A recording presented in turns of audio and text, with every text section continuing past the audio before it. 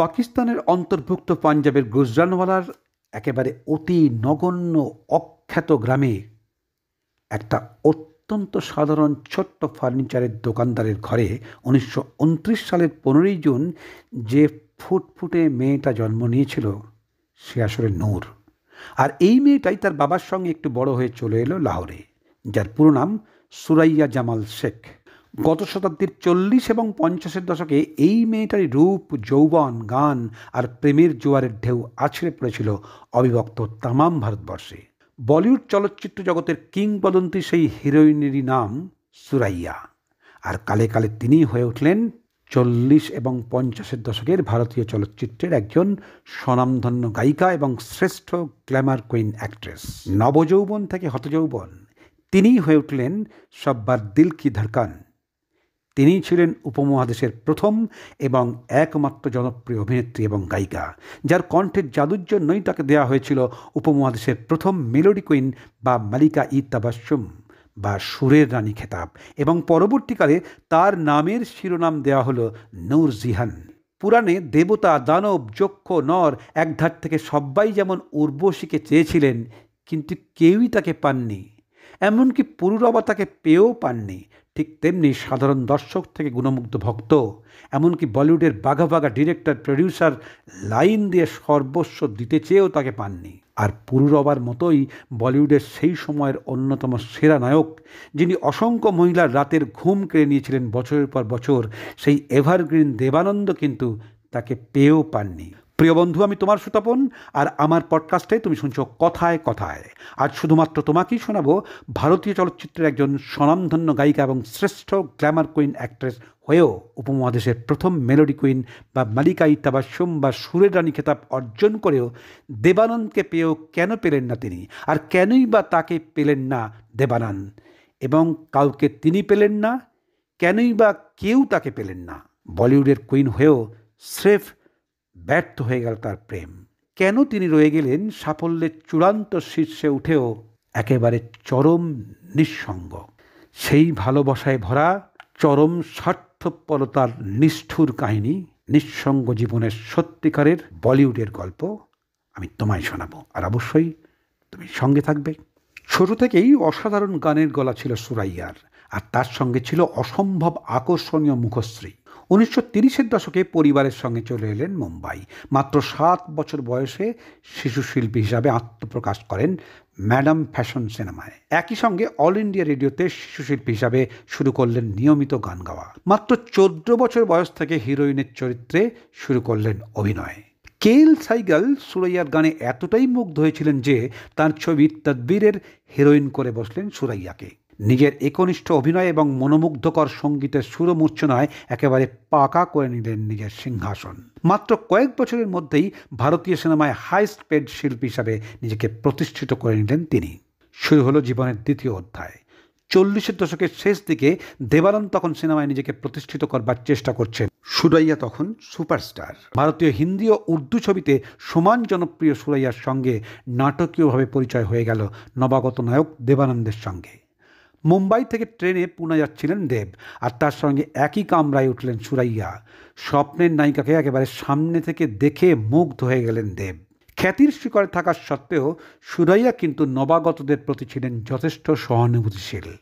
অনেক নবাগতের সঙ্গে অভিনয় করেছেন এবং তাদেরকে অভিনয়ে সাহায্য করেছেন একেবারে হাতে ধরিয়ে দিয়ে। আর এই সহানুভূতির রাস্তা দিয়েই সুরাইয়ার জীবনে এন্ট্রি নিলেন দেব। ঠিক যেমন করে ভারতচন্দ্রের বিদ্যাসুন্দর কাব্যে একেবারে শীত কেটে মাটির তলা দিয়ে শুধু বিদ্যার বিছানাতেই নয়, বিদ্যার ভালোবাসার অন্দরমহলে পৌঁছে গিয়েছিলেন সুন্দর।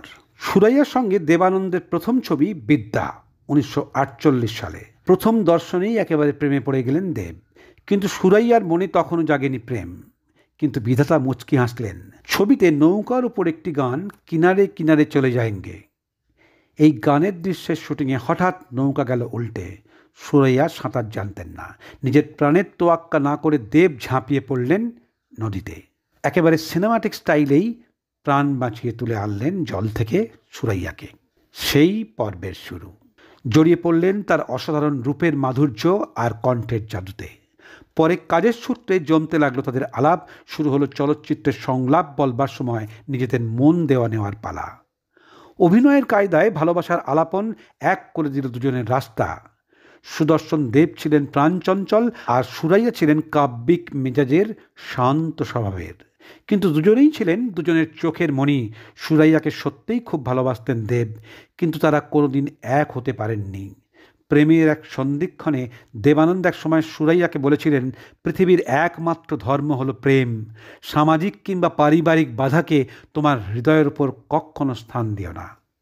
কিন্তু সুরাইয়া শেষ পর্যন্ত সব বাধা পার হয়ে মনের মানুষকে বিয়ে করতে পারলেন না কিছুতেই। সঠিক সময়ে সঠিক সিদ্ধান্ত নিতে না পারার যন্ত্রণায় সুরাইয়া নিজেই নিজের অনুতাপে দগ্ধ হয়েছেন সারা জীবন।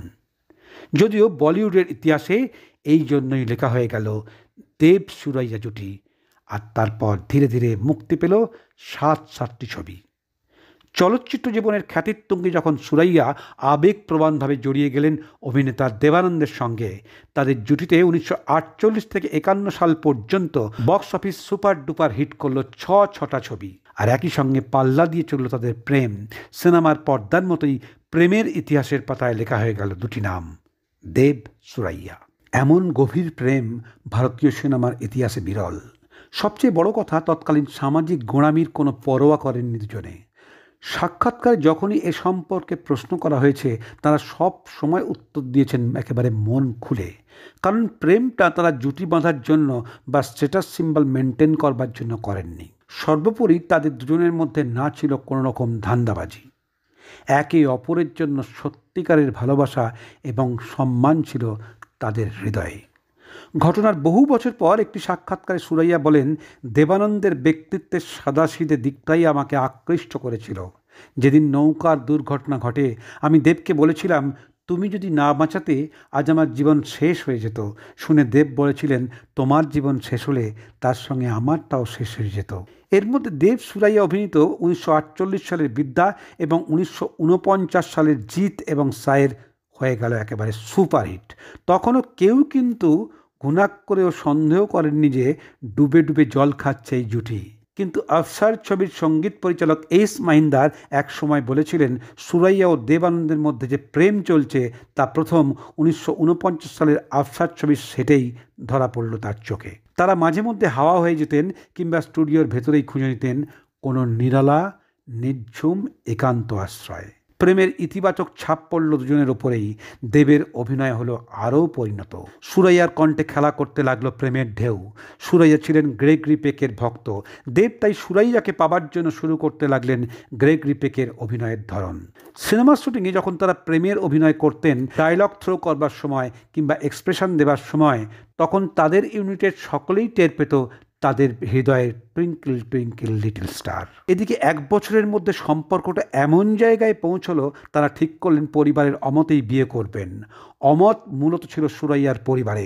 আরও স্পষ্ট করে বললে, তার দিদা এই সম্পর্কের ঘোর বিরোধী ছিলেন। আর এর পেছনে দুটি কারণ ছিল।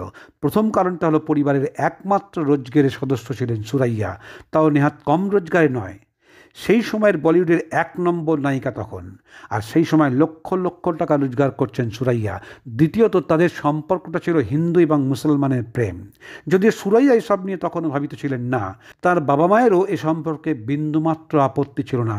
কিন্তু দোর্দণ্ড প্রতাপ দিদিমার সামনে কেউ মুখ খুলতে বিন্দুমাত্র সাহস দেখাতে পারেননি। আর সুরাইয়ার মামা যদিও এই প্রেমের ব্যাপারে সহানুভূতিশীল ছিলেন, কিন্তু সুরাইয়ার দিদা এই সমস্ত কিছু শুনে একেবারে ক্ষেপে উঠলেন হিন্দু যুবকের সঙ্গে এই প্রেমের ঘটনায়। এদিকে মুক্তি পেল আরও 3টে ছবি একেবারে পরপর, নীলি, দো সিতারে, সনম। আসলে সুরাইয়া ছিলেন গোটা পরিবারের একমাত্র রোজগেরে, আর তাই তার টাকায় পায়ের উপর পা তুলে আয়েশ করা যাতে বন্ধ হয়ে না যায়, সেজন্য ধর্মের জিগিরকে হাতিয়ার করে দেবানন্দের সঙ্গে নাতনির মেলামেশা বন্ধ করতে সর্বশক্তি দিয়ে উঠে পড়ে লাগলেন সুরাইয়ার দিদা। সববার আগে দুজনের একসঙ্গে সিনেমা করা চিরকালের মতো বন্ধ করে দিলেন তিনি। এমনকি লুকিয়ে লুকিয়ে তারা টেলিফোনে কথা বলতো, সেটাও একদিন বন্ধ করে দিলেন। এক সহ অভিনেত্রী কামিনী কৌশলের মাধ্যমে দেবের হাতে চিঠি পাঠাতেন সুরাইয়া। দেবের জবাবও তার কাছে পৌঁছত কামিনীর হাত ঘুরে। 1951 সালে তাদের শেষ ছবি সনম মুক্তি পাওয়ার পর আর বিশেষ দেখা সাক্ষাৎ হওয়ার সবকটা রাস্তাই বন্ধ হয়ে গেল। দিদিমার কড়া নির্দেশ ছিল দেবানন্দের সঙ্গে আর কোনো ছবিতে অভিনয় করা যাবে না। তবে বাড়ির ছাদে লুকিয়ে দেখা করতেন তারা, ব্যবস্থা করে দিতেন স্বয়ং সুরাইয়ার মা। এইভাবেই বাড়ির ছাদে শেষবার দেখা করেছিলেন দেব সুরাইয়া। বিরহকাতর দেবকে তখন অভিনয় নিয়েই এগিয়ে যেতে পরামর্শ দিলেন তার দাদা চেতন আনন্দ। পরিবারের ধান্দাবাজির লড়াইয়ের কাছে হেরে গেল দুজনের নিষ্পাপ প্রেম। দেবানন্দ তার আত্মজীবনী রোম্যান্সিং উইথ লাইফে লিখেছেন কিভাবে একদিন ফোনে কথা বলবার সময় সুরাইয়ার কাছ থেকে ফোনটা কেড়ে নিলেন তার দিদা। ধর্মের বাধা অতিক্রম করে সুরাইয়াকে বিয়ে করতে চেয়েছিলেন দেব। সুরাইয়ার মা কিছুটা রাজি হয়েছিলেন, কিন্তু কিছুতেই রাজি হলেন না দিদা। আর সুরাইয়া ও পরিবারের অমতে বিয়ে করতে নিজের মনের মধ্যে সাহস জোগাতে পারলেন না। শেষবারের মতো তাদের দেখা করবার ব্যবস্থা করে দিলেন সুরাইয়ার মা। দেবানন্দ ভাবলেন এটা কোনো চাল নয় তো। এক পুলিশ বন্ধুকে সঙ্গে নিয়ে গেলেন সুরাইয়াদের বাড়িতে। পাইপ বেয়ে উঠলেন ছাদে। সন্ধ্যার অন্ধকারে জলের ট্যাঙ্কের পাশে দাঁড়িয়েছিলেন সুরাইয়া।